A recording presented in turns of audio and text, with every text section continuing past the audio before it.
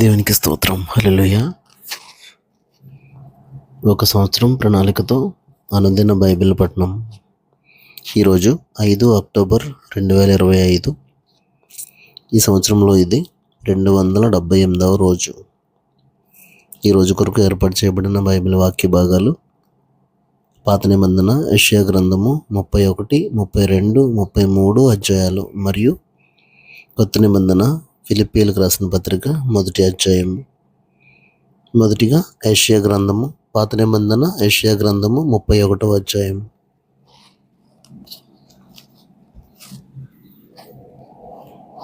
ఇశ్రాయేలు పరిశుద్ధ దేవుని లక్ష్య పెట్టకయు, యెహోవా యొద్ద విచారింపకయు, సహాయము నిమిత్తము ఐగుప్తునకు వెళ్ళుచు గుర్రములను ఆధారం చేసుకొని, వారి రథములు విస్తారములనియు రౌతులు బలాఢ్యులనియు వారిని ఆశ్రయించు వారికి శ్రమ. అయినను ఆయనయు బుద్ధిమంతుడిగా ఉన్నాడు. మాట తప్పక దుష్టుల ఇంటి వారి మీదను, కీడు చేయు వారికి తోడ్పడు వారి మీదను ఆయన లేచును. ఐగుప్తీయులు మనుష్యులే గాని దేవుడు కారు. ఐగుప్తీయుల గుర్రములు మాంసమయములే గాని ఆత్మ కావు.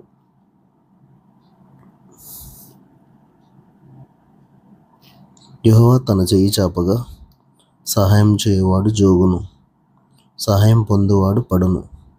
వారందరూ కూడి నాశనమగుదురు. యెహోవా నాకు ఇలాగ సెలవిచ్చి ఉన్నాడు. తప్పించుటకై గొర్రెల కాపరుల సమూహము కూడి రాగా, సింహము కొదమ సింహము వారి శబ్దమునకు భయపడకయు, వారి కేకలకు అధైర్యపడకయు, తనకు దొరికిన దాని మీద గర్జించున్నట్లు సైన్యములకు అధిపతియగు యెహోవా యుద్ధము చేయుటకై సియోను పర్వతం మీదకిని దాని కొండ మీదకిని దిగివచ్చును. పక్షులు ఎగురుచు తమ పిల్లలను కాపాడున్నట్లు సైన్యములకు అధిపతియగు యెహోవా యెరూషలేమును కాపాడును. దాన్ని కాపాడుచు విడిపించుచు నుండును, దానికి హాని చేయక తప్పించుచు నుండును. ఇశ్రాయేలీయులారా, మీరు ఎవని మీద విశేషంగా తిరుగుబాటు చేసెదరో ఆయన వైపు తిరుగుడి. మీకు మీరు పాపం కలుగు చేసుకుని మీ చేతులతో మీరు నిర్మించిన వెండి విగ్రహములను, సువర్ణ విగ్రహములను ఆ దినమున మీలో ప్రతివాడును పారవేయను. నరునిది కాని ఖడ్గము వలన అష్షూరీయులు కూలుదురు. మనుష్యునిది కాని కత్తి పాలగుదురు. ఖడ్గం ఎదుట నుండి వారి పారిపోవుదురు. వారి పడుచువారు దాసులగుదురు. భీతి చేత వారి ఆశ్రయదుర్గం సమసిపోవును. వారి అధిపతులు ధ్వజమును చూచి భీతి నొంది వెనుక దీయుదురని యెహోవా సెలవిచ్చుచున్నాడు. సియోనులో ఆయన అగ్నియు, యెరూషలేములో ఆయన కొలిమియు ఉన్నవి.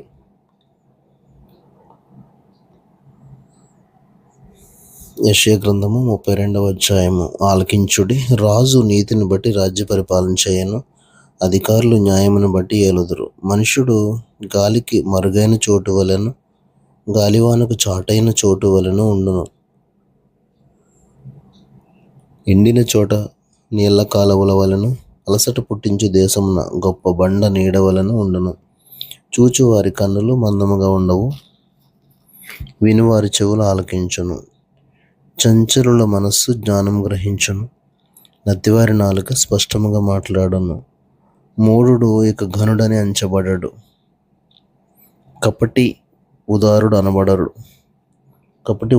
అనబడడు. మూఢులు మూఢవాక్కులు పలుకుదురు, భక్తిహీనముగా నడుచుకొందురు. యెహోవాను గూర్చి కాని మాటలాడుచు, ఆకలి గొనిన వారి జీవనాధారం తీసుకొనుచు, దప్పిగొనిన వారికి పానీయం లేకుండా చేయుచు, హృదయపూర్వకంగా పాపం చేయుదురు. మోసకారి సాధనములను చెడ్డవి. నిరుపేదలు న్యాయవాదన చేసినను, కళ్ళ మాటలతో దీనులను నాశనం చేయుటకు వారు దురాలోచనలు చేయుదురు. ఘనులు ఘనకార్యములు కల్పించుదురు, వారు ఘనకార్యములను బట్టి నిల్చుదురు. సుఖాసక్తి గల స్త్రీలారా, లేచి నా మాట వినుడి. నిశ్చింతగానున్న కుమార్తెలారా, నా మాట వినుడి. నిశ్చింత గల స్త్రీలారా, ఇక 1 సంవత్సరమునకు మీకు తొందర కలుగును. ద్రాక్ష పంట పోవును, పండ్లు ఏరుటకు రావు. సుఖాసక్తి గల కన్యలారా, వనకుడి. నిర్విచారణలారా, తొందరపడుడి. మీ బట్టలు తీసివేసి దిగంబరులై మీ నడుమున గోనెపట్ట కట్టుకొనుడి. రమ్యమైన పొలము విషయమై, ఫలభరితమైన ద్రాక్షావరుల విషయమై వారు రొమ్ము కొట్టుకొందురు. నా జనుల భూమిలో ఆనందపురములోని ఆనంద గృహములన్నిటిలో ముండ్ల తుప్పలను బలురక్కసి చెట్లను పెరుగును. పైనుండి మన మీద ఆత్మ కుమ్మరింపబడు వరకు నగరి విడువబడును, జనసమూహము గల పట్టణము విడువబడును. కొండయు కాపరుల గోపురమును ఎల్లకాలము గుహలుగా ఉండును. అవి అడవి గాడిదలకు ఇష్టమైన చోట్లుగాను, మందలు మేయు భూమిగాను ఉండును. అరణ్యము ఫలభరితమైన భూమిగాను, ఫలభరితమైన భూమి వృక్షవనముగాను ఎంచబడును. అప్పుడు న్యాయము అరణ్యంలో నివసించును, ఫలభరితమైన భూమిలో నీతి దిగును. నీతి సమాధానము కలుగుజేయను. నీతి వలన నిత్యమును నిమ్మలము నిబ్బరము కలుగును. అప్పుడు నా జనులు విశ్రమ స్థలమందును ఆశ్రయ స్థానములయందును సుఖకరమైన నివాసములయందును నివసించెదరు. అయినను అరణ్యము ధ్వంసమగునప్పుడు వడగండ్లు పడును, పట్టణము నిశ్చయముగా కూలిపోవును.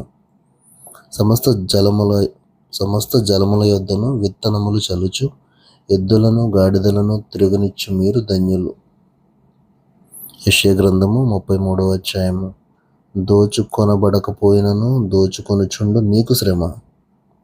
నిన్నెవరు వంచింపకపోయినను వంచించుచుండు నీకు శ్రమ. నీవు దోచుకొనుట మానిన తరువాత నీవు దోచుకొనబడదవు. నీవు వంచించుట ముగించిన తరువాత జనులు నిన్ను వంచెదరు. యెహోవా, నీ కొరకు కనిపెట్టుచున్నాము, మాయందు కరుణించుము. ఉదయకాలమున వారికి బాహువుగాను, ఆపత్కాలమున మాకు రక్షణాధారముగాను ఉండము.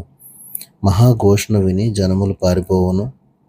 నీవు లేచుటతోనే అన్యజనులు చెదరిపోవుదురు. చీడపురుగులు కొట్టివేయనట్లు మీ సొమ్ము దోచబడును. మిడతలు ఎగిరిపడినట్లు శత్రువులు దాని మీద పడుదురు. యెహోవా మహాఘనత నొంది ఉన్నాడు. ఆయన ఉన్నత స్థలమును నివసించుచు న్యాయముతోనూ నీతితోనూ సీయోనును నింపెను. నీ కాలములో నియమింపబడినది స్థిరముగా ఉండును. రక్షణ బాహుల్యమును బుద్ధి జ్ఞానముల సమృద్ధియు కలుగును. యెహోవా భయము వారికి ఐశ్వర్యము. వారి శూరులు బయట రోదనం చేయుచున్నారు. సమాధాన రాయబారులు ఘోరంగా ఏడ్చుచున్నారు. రాజమార్గములు పాడైపోయాను, త్రోవను నడుచువారు లేకపోయిరి. అష్షూరు నిబంధన మీరెను, పట్టణములను అవమానపరిచాను, నరులను తృణీకరించాను. దేశము దుఃఖించి క్షీణించుచున్నది. లెబానోను సిగ్గుపడి వాడిపోచున్నది. షారోను ఎడారాయను, బాషానును కర్మెలును తమ చెట్ల ఆకులను రాల్చుకొనుచున్నవి. యెహోవా ఇట్లా అనుకొనుచున్నాడు, ఇప్పుడే లేచెదను, ఇప్పుడే నన్ను గొప్ప చేసుకొనిదను, ఇప్పుడే నాకు ఘనత తెచ్చుకొనిదను. మీరు పొట్టును గర్భము ధరించి కొయ్యకాలను కందరు. మీ ఊపిరియే అగ్ని అయినట్టు మిమ్మల్ని దహించి వేయుచున్నది. జనములు కాలుచున్న సున్నపు బట్టేల వలన, నరకబడి అగ్నిలో కాల్చబడిన ముళ్ళ వలన అగును. దూరస్తులారా ఆలకించుడి, నేను చేసిన దాన్ని చూడుడి. సమీపస్తులారా నా పరాక్రమమును తెలుసుకొనుడి. సియోనులోనున్న పాపులు దిగులు పడుచున్నారు.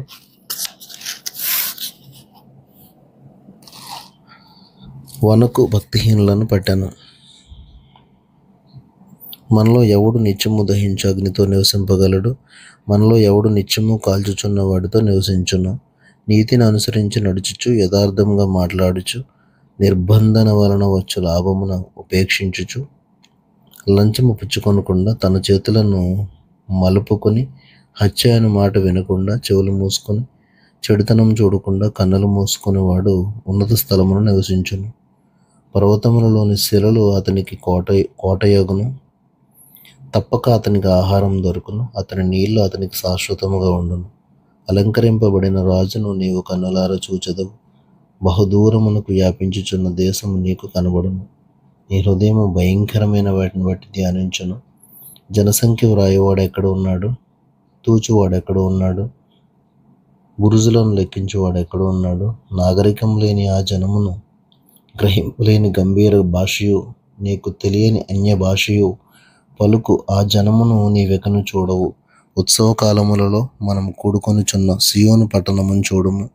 నిమ్మలమైన కాపురముగాను, తీయబడని గుడారముగాను నీ కన్నులు యెరూషలేమును చూచును. దాని మేకులెన్నడూనూ ఊడదీయబడవు, దాని త్రాళ్ళలో ఒక్కటి అయినను తెగదు. అచ్చట యెహోవా ప్రభావం గలవాడై మన పక్షమునుండును. అది విశాలమైన నదులను కాలువలను ఉన్న స్థలములుగా ఉండును. అందులో తెడ్ల ఓడ ఏదియు నడవదు, గొప్ప ఓడ అక్కడికి రాదు. యెహోవా మనకు న్యాయాధిపతి, యెహోవా మన శాసనకర్త, యెహోవా మన రాజు. ఆయన మనలను రక్షించును. నీ ఓడ త్రాళ్ళు వదిలిపోయాను, ఓడవారు తమ కొయ్య అడుగును దిట్టపరచరు, చాపను విప్పి పట్టరు. కాగా విస్తారమైన దోపుడు సొమ్ము విభాగింపబడును, కుంటివారే దోపుడు సొమ్ము పంచుకొందురు. నాకు దేహంలో బాగులేదని అందులో నివసించేవాడెవడును అనడు. దానిలో నివసించు జనులు దోషము పరిహరింపబడును, దానిలో నివసించు జనుల దోషము పరిహరింపబడును.